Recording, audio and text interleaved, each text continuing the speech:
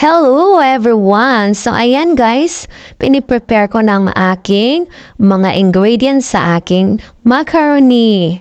So ayan guys, iyan yung ginamit kong pasta for my macaroni kasi yan yung favorite kong gamitin. Meron tayong mix today's fruit cocktail, cheese, kaong, and of course ating mayonnaise, and all-purpose cream, raisin, and meron na rin tayong ayan guys, kondensada and cream din sada. And of course guys, meron akong hinanda na pineapple juice. So ayan lahat guys ang aking gagamitin sa aking macaroni. So let's start. Una kong ilagay ang pasta. Ganito yung style ko guys ng paggawa ng macaroni. Ganyan lang siya ka-easy. Easy daw. Ganyan lang siya guys. Ganyan yung style lang paggawa ko ng macaroni guys. Favorite ko talagang gagamitin na pasta is yung color na, yung mga rainbow na pasta na yan. Okay, una ko nilagay ang mix today's. Yes, mix today's. Ayan nga pala guys, is ayuda lang yan nung Pasko. So ayan guys, nilagay ko na rin ang iba pang mix today. So medyo madami-dami din ang ating mix todays. And then, anyway guys, ang pasta na ginamit ko ay 1 kilo't kalahati yan. So next, ang ating red kaong. Anyway guys, bawat gawa ko ng macaroni ay meron talagang kaong. Hindi pwedeng wala guys. Why? Kasi ang sarap ng macaroni natin kapag meron tayong kaong. Minsan nilalagayan ko siya ng coconut string, coconut string. Okay, kamali na naman ako kaka-voice over. And then raisin.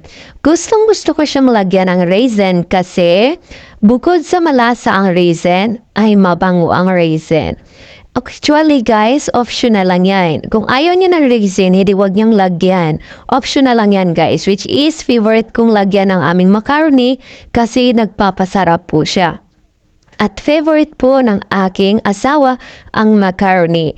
At masarap kapag may raisin. Nasa inyo po kung lagyan niyo po siya o hindi.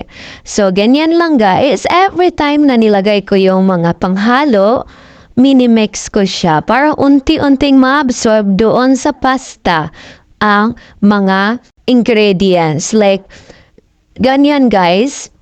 Hahaluin ko siya kagad para ma-absorb kaagad siya. So next, ang ilalagay ko ay ang ating, of course, mayonnaise. Pinipili ko talagang gagamitin ang mayonnaise guys. Yung alam yung pampalaman ng tinapay. Okay, yun yung pinipili kong mayonnaise guys. Yung may lasa guys. Favorite ko guys. Nasa inyo naman guys kung anong gagamitin yung mayonnaise. Kanya-kanya naman tayo ng trip. And of course, dito ako nasasarapan. Actually, before, hindi ito yung ginamit ko. Yung original talaga na mayonnaise. Pero mas masarapan ako ng ganito na ito yung mayonnaise gagamitin. Ito na parati yung ginagamit ko mayonnaise kasi mahilig kami sa macaroni guys. Especially kapag mayroong event or mayroong mga okasyon sa bahay. Meron talagang macaroni mga guys. So, ayan guys. Ganyan yung mayonnaise na ginagamit ko. Every time na naglalagay ako ng mga ingredients guys, imimix niya siya para unti-unting ma-absorb doon sa pasta ng macaroni guys. Kasi mas masarap guys kapag na-absorb talaga ng pasta ang mga nilalagay natin na mga ingredients. So, ayan guys yung ating all-purpose cream na ginagamit.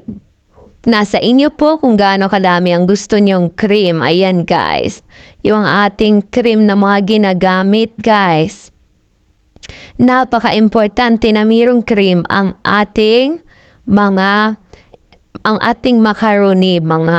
Ang ating macaroni. Yan ang kondensada guys na gagamitin ko guys. Yes, kondensada. O diba, nilagyan ko siya ng all-purpose cream para matanggal lahat yung laman ng condense sa loob kasi dumidikit siya sa bottle, and then sa lata. On din yan guys, cream din sada Alaska guys, yan. Ginagamit ko guys, kasi mas masarap kapag tama talaga yung timpla ng ating macaroni ha. Of course, halo-haloin na natin para ma-absorb na siya sa pasta. Ganun lang talaga kadali guys. After nyo guys, pakuluan yung ating pasta, make sure na hugasan niyo siya ng malinis na tubig guys. Kasi guys, kapag hindi nyo hinagasan yung pasta natin, nandoon yung parang, parang nag-moist, madaling masira ang ating macaroni. Yun po yun guys, kapag hindi nahugasan ng maayos ang ating pasta. So, kailangan hugasan siya after pakuluan kasi papansin nyo is malagkit siya. So, kailangan natin siyang hugasan. Kasi yung macaroni ko talaga guys, isa chiller lang yan. So, hindi talaga yan siya nasisira ng 3 araw. 3 araw ko po tumatagal ang aming macaroni. So, diba ang tagal? Yes, guys. Kasi, hinuhugasan ko ng maigi ang pasta. Kasi yan ang nakakasira kapag ang pasta hindi nahugasan. Oh, yummy! Ayan guys, ganyan ang ating macaroni. Magandang tingnan kapag ginamit natin is colorful. And then, meron tayong kaong, meron tayong red and green kaong. Depende sa inyo guys kasi, meron din pong white kaong. Ayan guys, ilalagay ko na ang ating pineapple juice. Yes guys, kayo nang bala ko anong pineapple ang gusto nyo gagamitin. Basta pineapple juice guys. Nilalagyan ko siya ng pineapple juice. Ayan, and then hinalo-halo ko lang para ma-absorb na kaagad yung nasa ilalim. Yes, pineapple juice yan guys. Kayo nang bahala. Kung gusto niyo ng fresh na pineapple, pwede rin. Ako kasi yung nasa lata guys, ang aking pineapple guys. Kasi hindi ako hindi na kailangan magbulat-balat pa dyan ng pineapple para lang blender. Hindi na guys, hindi na ako nag-juice. Kundi yung nasa lata na. Ayan, yung ating macaroni. Diba ang sarap niyan kasi biruin mo, merong pineapple juice, dagdag din yan, panlasa. So, ganun kasimple lang guys. Hindi naman ganun kalaki ang casting ng ang gastos natin sa macaroni. Kung gusto natin kumain ng masarap, why not? Kailangan lang natin talaga. O yan. Thank you for watching. So, ayan na yun ang ating finished product. Oh, yummy! Ganyan, guys. Napakadali lang, guys. And easy at hindi naman siya ganun kamahal talaga. So, ayan, guys. Depende na lang talaga kung paano natin siya timplahin. Maraming salamat. Thank you for watching.